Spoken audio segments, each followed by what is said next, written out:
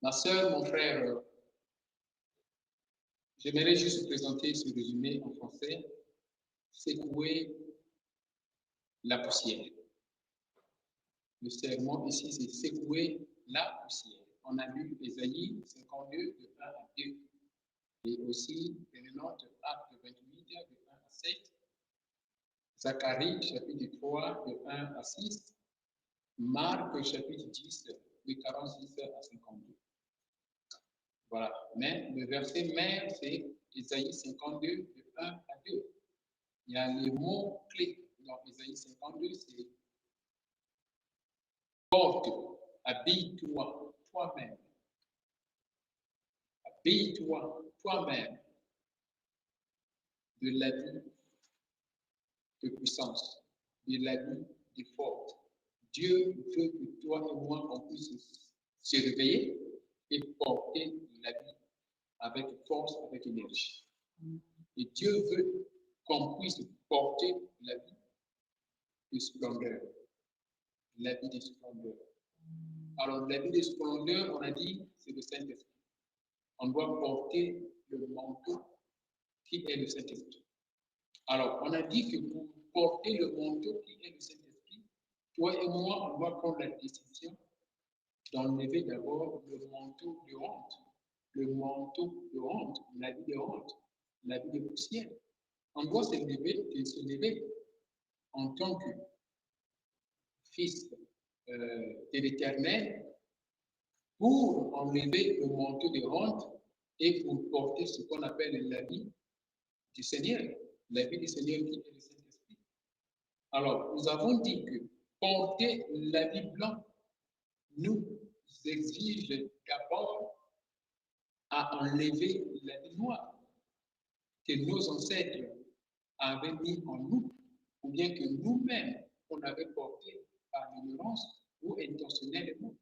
Il faut enlever l'habit noir pour que l'habit blanc puisse venir. Nous avons donné l'exemple ici du prophète Zacharie, dans Zacharie chapitre 3, de 1 à 5, là où Dieu dit au prophète Zacharie que tu es sale, ton habit devient sale. L'ange de l'Éternel a enlevé l'habit qui était sale et il lui a donné l'habit qui était blanc. C'est ça ce qu'on a dit. Alors on a dit que Zacharie le prophète, dans Zacharie chapitre 3, représente Josué. Josué qui est ici le leader des enfants d'Israël, a mené le peuple d'Israël vers la terre promise. Alors Josué ici a reçu le péché à cause des péchés des enfants d'Israël. Son habit était ça. Dieu dit, l'habit est ça. Mais ce qui est bien, Dieu a enlevé l'habit sale, il lui a apporté l'habit qui est blanc, qui était propre. Regarde les péchés que les hommes de Dieu, que Josué, l'homme de Dieu, avait reçus à cause des enfants d'Israël. Il se passe un mystère, ma soeur, mon frère. Lorsqu'un homme de Dieu prie pour toi, surtout des prières de délivrance, il faut savoir, le diable va sortir, la malchance va sortir.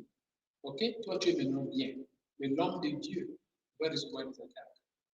C'est par la grâce de Dieu que nous vivons, ma soeur, mon frère. Mais toi qui es délivré, tu vas même oublier l'homme de Dieu. Dieu ne peut jamais être d'accord. C'est ça ce que nous faisons, c'est des erreurs que nous commettons. Chaque prière qu'un homme de Dieu va faire, c'est-à-dire qu'il y a un changement, il y a quelque chose qui se passe. C'est le pouvoir du sacerdoce. Tu comprends? Je peux donner l'exemple de l'ancienne alliance. Les sacrificateurs, ce qu'ils faisaient, ils prenaient le mouton. Ok? Ils prenaient le mouton et le sacrificateur prononce des paroles de malédiction sur la tête du mouton, donc du cabri. Il dit ceci, que tous les péchés des enfants d'Israël, je mets ça sur ta tête. Tous les péchés des enfants d'Israël, je mets ça sur ta tête. Et les enfants d'Israël doivent être bénis. Toi, reçois la malédiction. Prends leur péché, prends leur malédiction. Ils déclarent comme ça. Après, qu'est-ce qu'ils font? Ils vont jeter le cabri dans le désert. Il va rester là-bas. Et chaque année, il faisait comme ça. Donc, quand un homme de Dieu prie pour toi, il se passe quelque chose. Il y a le diable qui sort et il y a Dieu qui rentre. Il y a la malédiction qui sort, il y a la bénédiction qui rentre. Vous voyez, il y a la pauvreté qui sort, il y a la bénédiction qui rentre. C'est un mouvement. Mais le diable, ton ennemi, ne va jamais laisser. Toi, tu penses que tout va bien. Non, la Bible le dit. Jésus-Christ lui-même, il le dit dans Matthieu chapitre 12, à partir de 43, que quand le diable va partir, il va chercher à revenir. Voilà pourquoi toi et moi, on doit rester encore intacts et garder le contact avec ce Dieu-là. Et ce Dieu-là est représenté par l'homme de Dieu qui prie pour toi et qui t'aime. C'est comme ça que ça se passe. Dieu est représenté par ses serviteurs. Depuis Genèse jusqu'à l'Apocalypse, Dieu est représenté par ses serviteurs. Alors aujourd'hui, il n'est pas bien. Quand un serviteur t'a béni, et Dieu t'a béni par les prières du serviteur, et après tu tournes le dos contre ce serviteur-là, c'est le Saint-Esprit qui l'a utilisé. Ce même Saint-Esprit-là, il sera quelque part là où tu partiras, dans la maison d'un autre pasteur. Mais ce pasteur-là va utiliser le même esprit. Si c'est vraiment le même esprit qui est le Saint-Esprit, ce Saint-Esprit ne sera pas d'accord avec vous. Voilà pourquoi nous devons comprendre ici. Josué ici, il a souffert. Dieu dit, tu es sale. L'habit que tu portes est sale. Mais pourquoi? Pourquoi mon habit est sale? Moi, je suis pour moi bien. Alors que c'était le péché des enfants d'Israël qui a fait que son habit soit sale. Jésus-Christ de Nazareth, qui nous amène dans la nouvelle Jérusalem, la nouvelle terre promise. Vous savez, il était pour lui propre. Il n'avait pas de péché. Mais regarde à la croix de Calvaire, Dieu l'a abandonné. À cause de quoi? À cause des péchés. Mon Dieu, pourquoi m'as-tu abandonné? C'était les péchés qu'il avait reçus. Et c'était des péchés, c'était mes péchés. C'est ça qui a fait que Dieu abandonne Jésus-Christ. Voilà comment ça se passe. Ça, c'est important.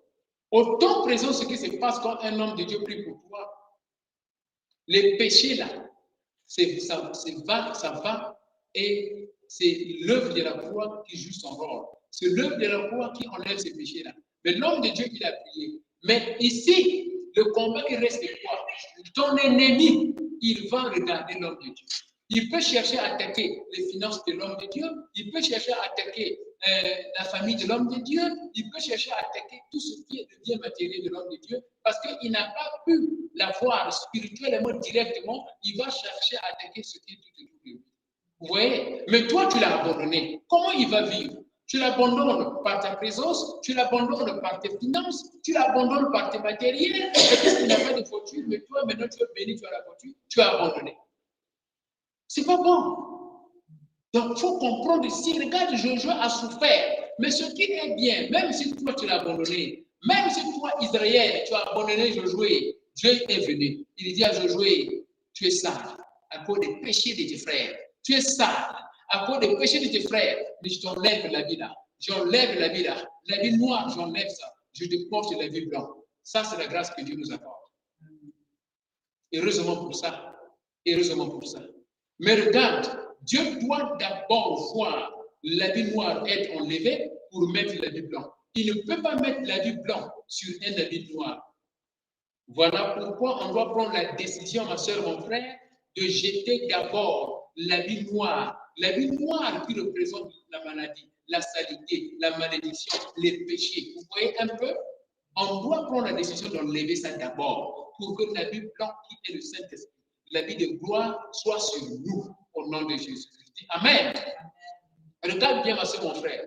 Bartimée, on a lu dans Marc chapitre 10, à partir du 46. Il a jeté l'habit qu'il portait. Lorsqu'il a appelé Jésus-Christ, fils de David, ayez pitié de moi, qu'est-ce qui s'est passé? Quand Jésus-Christ a dit finalement, appelez-le, qu'il vienne.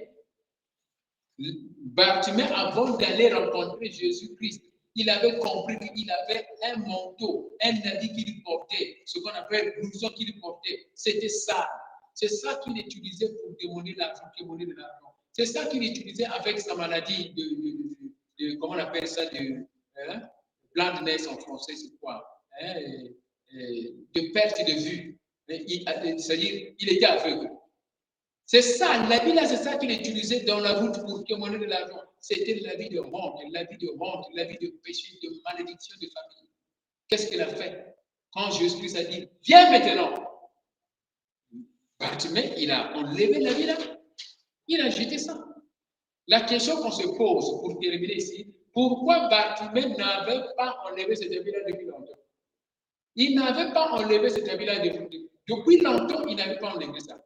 L'habit-là représente le péché, représente la malédiction de la famille, la maladie, tout ce qui est mauvais, l'habit noir. Pourquoi il n'avait pas jeté ça avant? Il fallait l'onction du Seigneur. Il fallait la présence du Seigneur.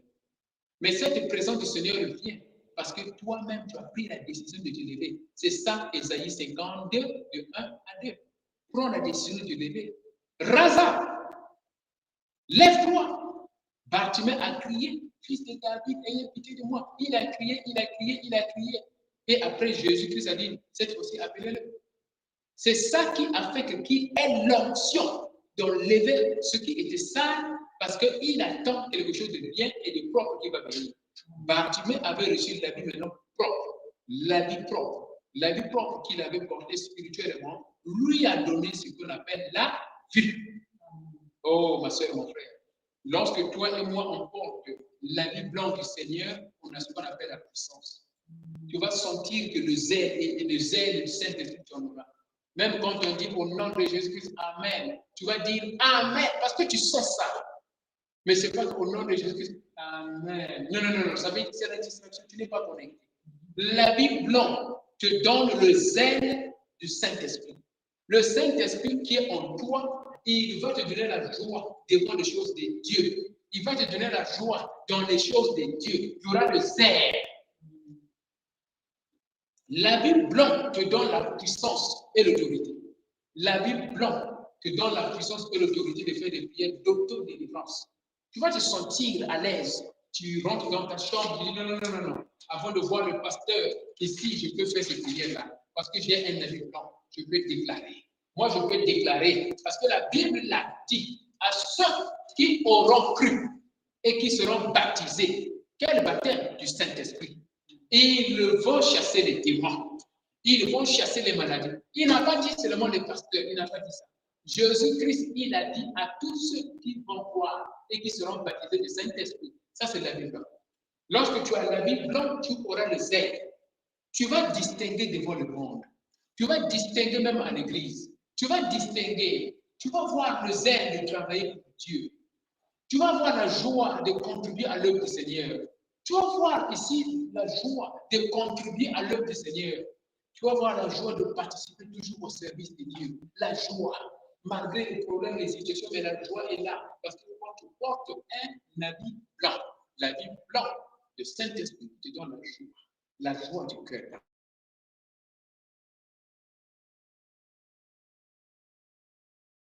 Nous nous excusons pour la qualité du son. Pourquoi? Parce que que l'Éternel Dieu te bénisse, ma soeur, mon frère. Je bénis toi qui as participé, toi qui soutiens le ministère d'une manière ou d'une autre. Que l'Éternel te bénisse au nom puissant de Jésus-Christ de Nazareth.